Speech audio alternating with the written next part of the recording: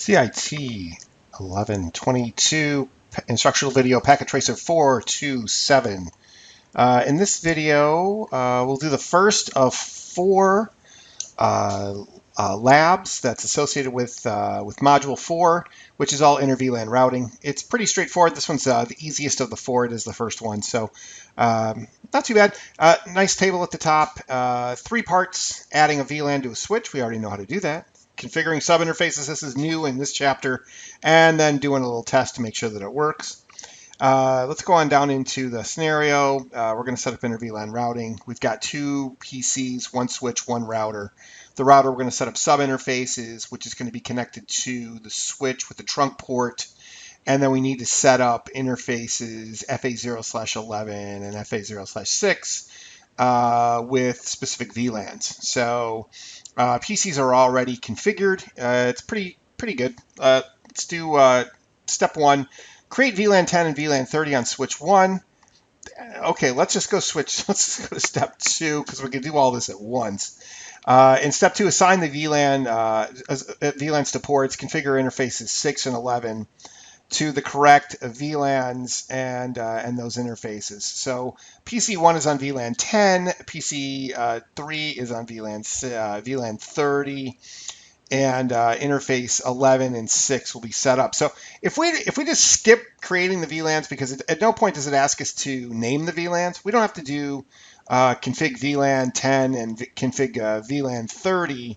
We can just punch them out when we do switch port mode access, switch port access VLAN 10 on the interfaces themselves. So why don't we just do that? So let's go to the switch, and we'll kill 2 birds with the 1 stone, or whatever the ways you're supposed to say that I forgot, which is anyway.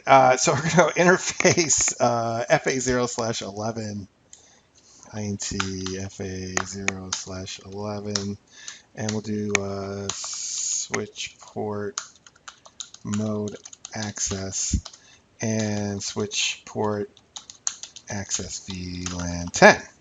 Done. Cool. Okay, so that one's finished.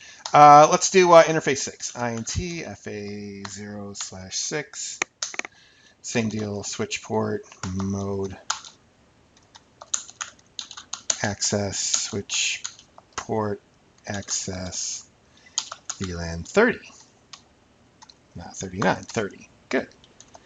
No shut on that. And that one's done. All right, so cool. Okay, so those 2 interfaces are done. So that takes us through really step 2, part A.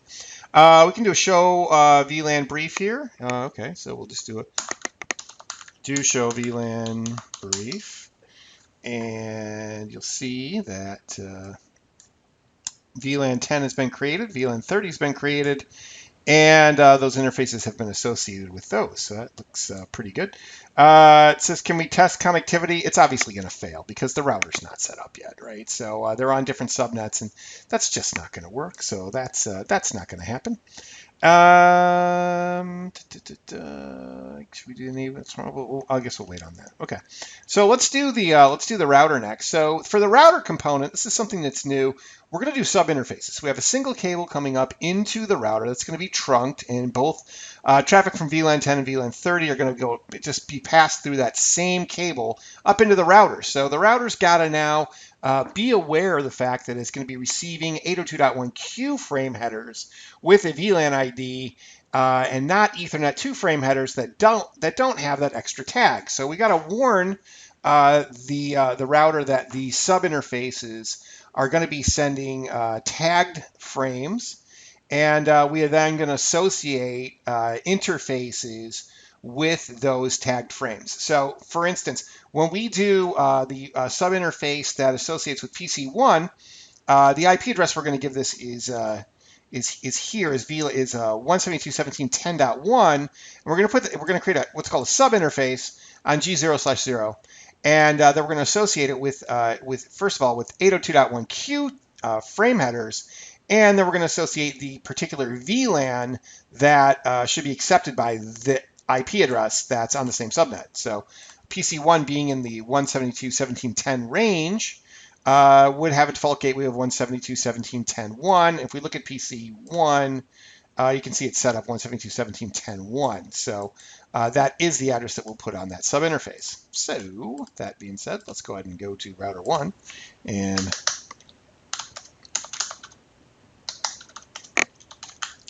intg 0/0. We'll just do a no shut on this to start with. So no shut the main interface, and then we'll do intg 0/0.10. Here comes the sub interface. And on this sub interface, we're going to do encapsulation first. If I put the IP address in now, we're going to error out. So the order of events here is important. In most cases on the Cisco stuff, it is not important which order you put the commands in. In this case, it actually is. So we'll do encapsulation .1Q, and the particular VLAN we'll be supporting here will be VLAN 10. And the IP address for that particular VLAN / broadcast domain / subnet will be IP address 172.17.10.1, and that's a /24. And I'm just going to no shut that, even though I probably don't have to, and that one's done. Cool. All right, let's do the other one. Let's do the other sub interface. So let's do intg 0/0.30. We're going to do this one same way. Encapsulation is first. Encap, we have to tell it you're getting .1Q frame headers, so look for that frame tag. And the VLAN for VLAN 30, we put 30 in there. That means VLAN 30. And the IP address associated with that would be 172.17.30.1, also /24. And that one's good, and we do a no shut on that, and we're in business, and everything is right with the world. So that router is now configured, and then the question is now, hey, is it working? And the answer, once again, is going to be no. It's not going to work, and we can just, you could take a quick, if you wanted to take a quick look at that and go from PC1 over command prompt, and we go ahead and try and ping PC2, ping 172.17.30.10, and that's going to fail. And that's going to fail because the link to the gateway is still not right. We haven't configured G0/1 here, but just for troubleshooting sake and just to make the video a little bit longer, we could try this as well. You're like, oh, our ultimate destination didn't work on another network.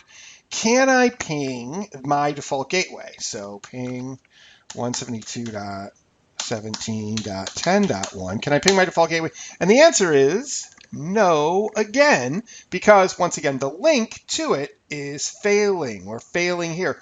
We never configured G0/1 as a trunk. So let's go do that. So back to the switch, and we take a look at it. And if we did int G0/1, we probably could have done a show command in there, but that's okay. Let's go ahead and set that up. Switch port mode trunk, and that'll take care of business. A couple of things that you learned in the last chapter that they just kind of blew off here. We didn't change the native VLAN at all, and that's a thing. We didn't put any names on our VLANs, so I know sometimes the labs can be a little confusing because they teach you, hey, do this, and this, and this in this one chapter, and then we move into the next chapter, and sometimes they remove some of the parts in order to add some other things in. So keep in mind, if you're really going to set this up, naming your VLANs is a really good idea. And, it's just like setting descriptions on interfaces. That's a good idea. But changing the native VLAN is a total must, except for you're not going to do it on this particular lab. So I hope that went well, and I'll see you in the next video.